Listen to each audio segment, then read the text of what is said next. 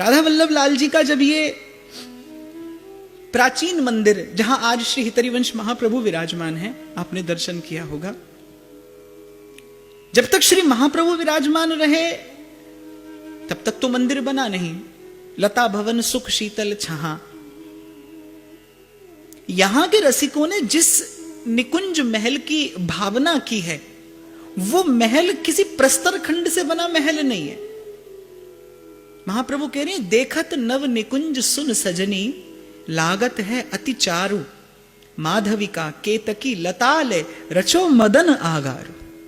यहां वृंदावन की कुंज लताएं इस प्रकार छा जाती हैं, इस प्रकार उनका सुंदर सुयोग हो जाता है, उनका ऐसा सुंदर सम्मिलन है कि जिसे देखकर प्रियालाल के मन में, प्रियालाल के हृदय में भावना उद्दीप्त होती है मिलन की।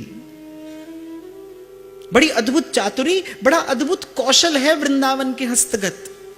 इसीलिए गावत वृंदा विपिन गुण नवल लाडली लाल।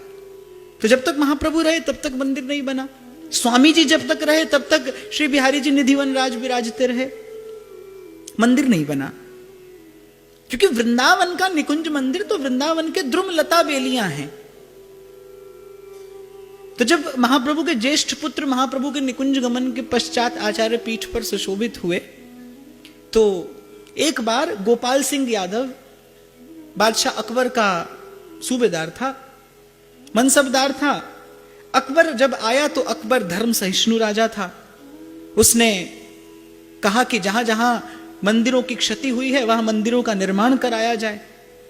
वृंदावन आए बादशाह के लोग, मुख्य गोपाल सिंह यादव था, श्री महाप्रभु जी के ज्येष्ठ पुत्र वंचन जी महाराज के पास आया। वंचंद्र जी महाराज अपने पिता की परंपरा का निर्वाह करना चाहते थे।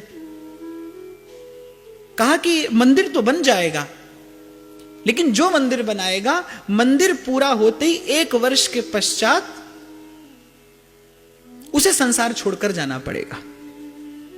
अब गोपाल सिंह यादव बड़ा दुखी हुआ। फिर उसके पश्चात राजा मानसिंह आया, उसने भी ये बात श्री चरणों में निवेदन की। उन्होंने कहा कि मंदिर बनाने को हम प्रस्तुत हैं, लेकिन ये शर्त है, जो मंदिर बनाएगा वो 1 वर्ष से अधिक जीवित नहीं रहेगा।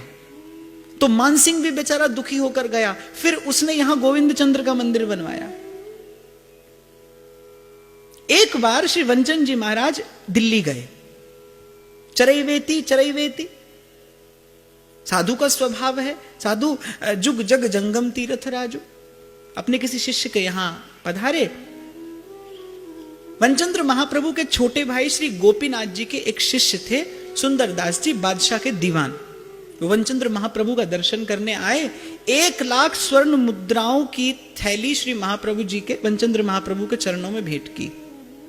और अज्ञानतावश कह लीजिए या अबोध स्वभाववश कह लीजिए, ये कह दिया कि प्रभु आप राधा वल्लभ लाल के राग भोग की चिंता न करें, आप धन के प्रबंध के लिए वृंदावन से बाहर यात्रा न करें।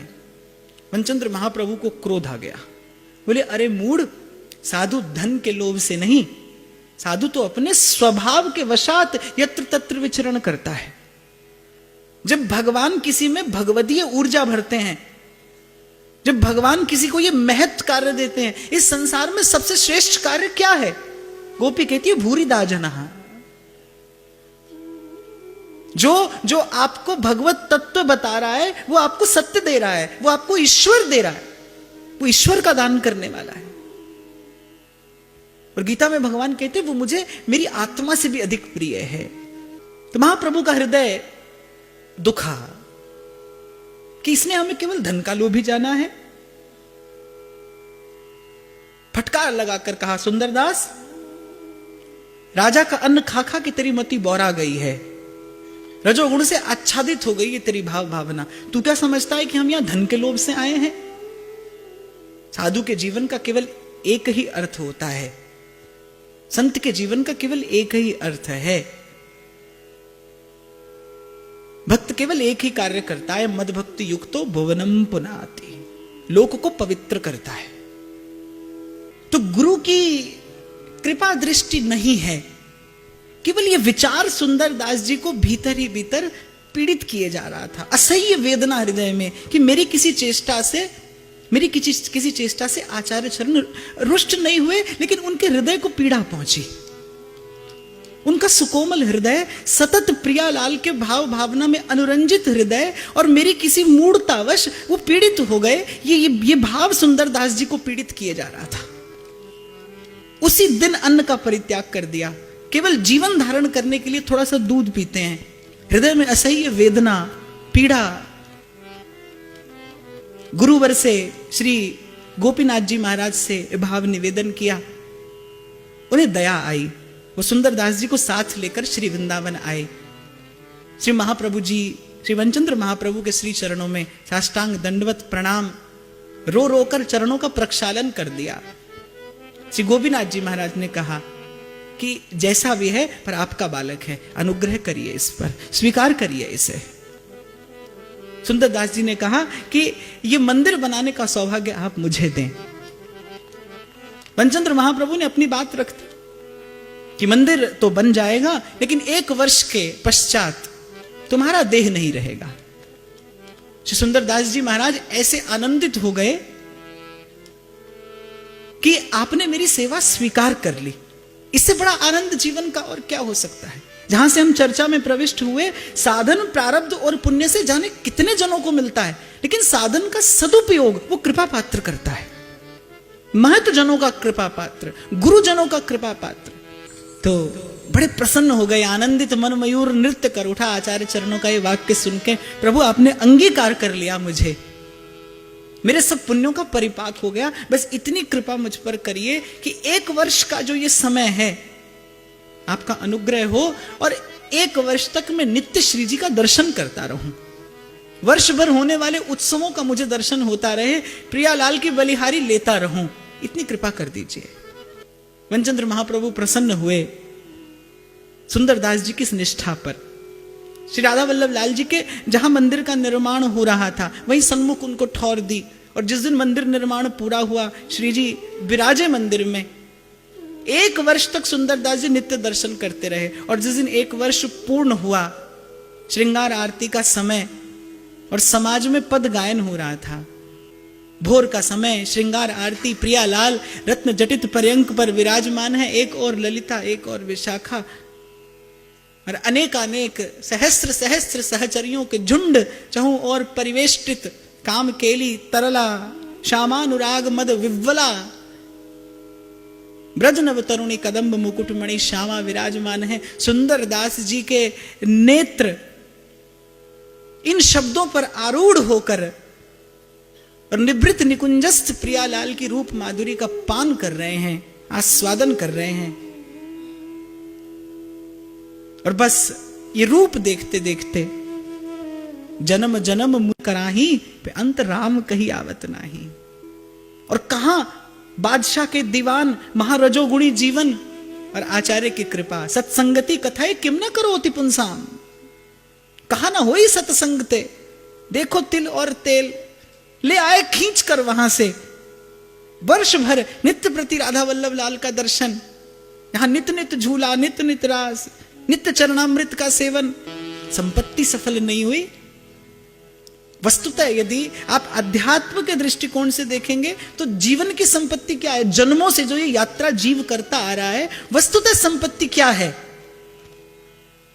बार बार तो बनत नहीं ये संजोग अनूप, मानुष तन वृंदा विपिन और रसिकन संग विविरूप।